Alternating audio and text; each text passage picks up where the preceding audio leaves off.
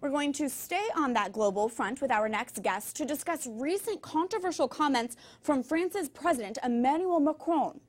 We're joined now by Obianuju Ekiocha, the founder and president of Culture of Life Africa, as well as the author of Target Africa. Uju, welcome back to the show. Thank you, Catherine. It's always great to be here. It's great to have you. First off, let's get started. Let's take a look at those controversial comments that President Macron recently made. I always say, please present me the lady who decided, being perfectly educated, to have 7, 8, 9 children. What's your reaction to that? Wow, this is, speaking as an African woman, one of many children of my mother, this is quite an insult. It's very patronizing, I'd say, and even in many ways derogatory for women who want to have a career on one hand, but who also want to have a large family on the other hand. So it's a terrible thing, I think, for a world leader like President Macron to go out on a major stage like that with all eyes on him to make this kind of comment. What does that say to women and the women who feel that they should have the choice? You know, if they wanted to have a large family and a career at the same time, they shouldn't have to give one up for the other. And as you mentioned, Uju, you do come from a large family yourself, one of 6, I believe, from Nigeria. Yes. What would you want to say to President Macron and other people who hold those ideas about what it's really like to be in a large family? I mean, people are doing it. My mother was never a stay-at-home mom, not even once she had a full career in Nigeria as a teacher. But it wasn't even anything extraordinary because a lot of her friends had, 7, 6, 9, 8 children, as Macron had said. Show me.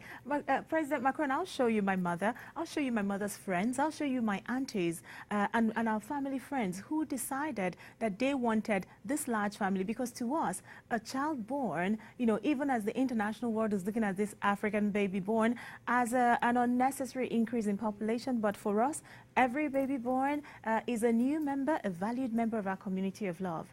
So I tell him it's possible, it's done. People have done it in the past, people are still doing it now. One of my very close friends is one of 9, and it's a normal, it's a normal family.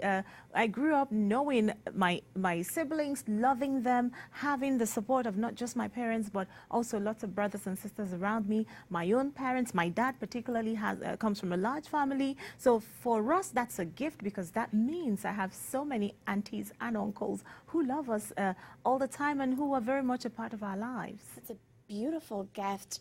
What do you think, Uju, the pro-life movement can do to counter this misconception that women cannot advance in their career and education and have a large family? It's an insult to women. Women are strong and resilient, and women can do exceptionally well in whatever career they choose. But also, on the other hand, I believe that God has given us this gift of maternity, this gift of femininity that we find is perfected in motherhood. So women can have it. We can go out and be a doctor, be a scientist, be a nurse, but still go home and be that mother, the mother who is irreplaceable within the family, and be able to give love to children, give birth to children, give love to children, and raise them, in the right and best way possible.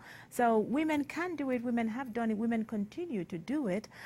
So we say, please stop for those who have this agenda and those who are pushing women really hard, trying to get us to think in just one way. They want a monolith. But no, not all women want to give up family. Not all women want to remain childless in order to have the career. We want to have it all. And I say they should let us. That's beautiful. And these comments that President Macron made were made at a Gates Foundation event. And I know that you are familiar with Bill and Melinda Gates. What are they trying to do in Africa? What is their agenda? This is something that worries me, because a lot of people who know me know that I came into the pro-life movement because of an open letter to Melinda Gates that I had written back in 2012 when she was pushing for a family planning movement around the world at the time. Now, it has progressed from that, because at that point in time, we saw she was working on her own. She was moving this whole contraception thing on her own. Now it's so much bigger. Why? Because Bill has suddenly joined her. It is now a joint effort by these two very powerful people. They are a real life power couple. Now they have this initiative, brand new initiative called the Goalkeepers Initiative, and that's exactly, as you said, where President Macron was, where he made the comment. It was at a goalkeepers event, and twice, in fact, very recently, we have heard a very similar message in a very similar statement, which is this, that African women's fertility is a problem, that African women's fertility cannot go hand in hand with economic development. So there was once when Macron had made the statement, but also the editor-in-chief of Vox.com went on Twitter and made this horrible comment about the biggest problem in the world being the increasing population in Africa. And this was really on the heels of a podcast that he had done with Bill Gates about the Goalkeepers event. So there is an agenda there which is really unfolding, and we're watching it. And what kind of message does that send? It's awful. I mean, this is population control.